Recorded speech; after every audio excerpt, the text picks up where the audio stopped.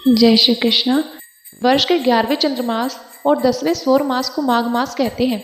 इस महीने मघा नक्षत्र पूर्णिमा के पड़ने पर इसका नाम माघ पड़ा।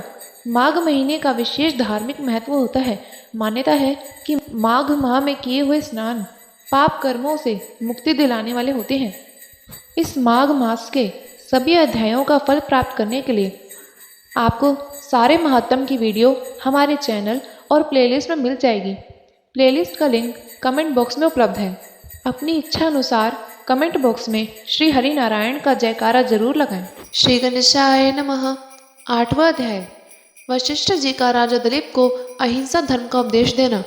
जिस समय वे कुंडल दूत द्वारा स्वर्ग में ले जाया जा रहा था तो उसने आश्चर्य से चकित होकर विनम्र वाणी द्वारा कहा, हे दूतों, शास्त्रकारों का कथन है कि सज्जनों के साथ 7 पैर साथ चलने पर ही मैत्री हो जाती है।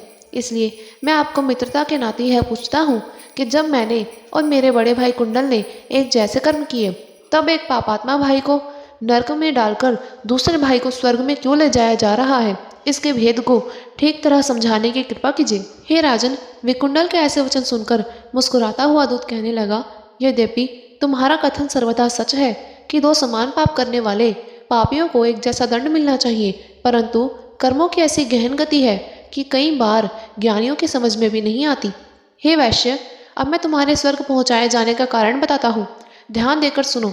यह तो तुम्हें ज्ञात ही होगा कि तुमने और तुम्हारे बड़े भाई ने साथ रहकर केवल पाप ही कमाया, परंतु सौभाग्य से अंत में तुमने अपने भाई का साथ छोड़कर यमुना के दक्षिण तीर पर बसने वाले महात्मा सुमित्रा के आश्रम में चले गए और वहां रहकर उनसे हरि कथा सुनकर स्नान आदि पवित्र कर्मों में संलग्न हो गए। और तुम्हारा भाई व्याधों के साथ रहकर हिंसा आदि पाप कर्मों को करता हुआ जीवन व्यतीत करता रहा।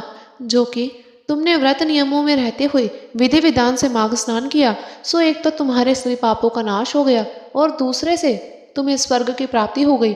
यद्यपि तुमको सपने में भी स्वर्ग की आशा नहीं थी, क्योंकि आपने न तो अपनी समझ से कोई बड़ा भारी दान किया और न ही कोई विशेष उग्र तप, परंतु तुमने हिंसा आदि अशुभ कर्म का परित्याग करके अपने पिछले किए हुए पापों पर पश्चाताप करते हुए न केवल माघ स्नान किया, पुण्य कथाओं का श्रवण भी किया, अपितु भगवान का नाम स्मरण किया था।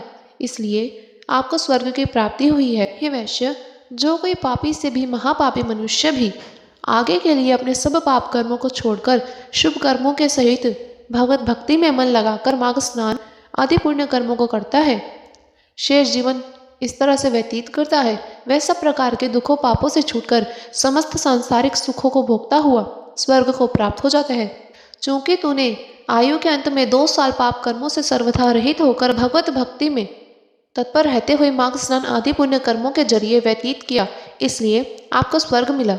हे मित्र, जो धर्मात्मा तुलसी का पौधा भी लगा देते हैं वह भी पाप संताप से छूट जाते हैं, और तुलसी दल से भगवान की पूजा करते हैं वह चरणामृत लेते हैं, वह तो हमेशा के लिए दुखों से छुटकारा पा जाते हैं। इसी प्रकार जो मनुष्य शिवलिंग की पूजा करता है वह ओम नमः शिवाय इस मंत्र का निरंतर जप करते हुए भगवान महादेव का दान करता है, वह सपने में भी यम यातनाओं को नहीं भोगता। हे वैश्यवर, विष्णु भगवान और महादेव को समान ही समझकर मनुष्य को उन दोनों की पूजा करनी चाहिए, परंतु जो लोग विष्णु भगवान के भक्त होकर शिव जी के नाम से द्वेष करते हैं अथवा शिव भक्त होकर भगवान विष्णु और भगवान विष्णु के भक्तों से द्रोह करते हैं, वह स्वप्न में भी स्वर्ग के सुखों का उपभोग नहीं करते। ऐसा जानकर समान रूप से भगवान विष्णु, महादेव और ब्रह्मादि देवताओं की पूजा करनी चाहिए। यदि ध्यान से देखा जाए तो सभी देवताओं में केवल नाम भेद है, परमेश्वर तो एक ही है। इसलिए सबकी पूजा करते हुए किसी से भी द्वेष नहीं करना चाहिए, वही संसार में यश और सुख को प्राप्त कर सकते हैं।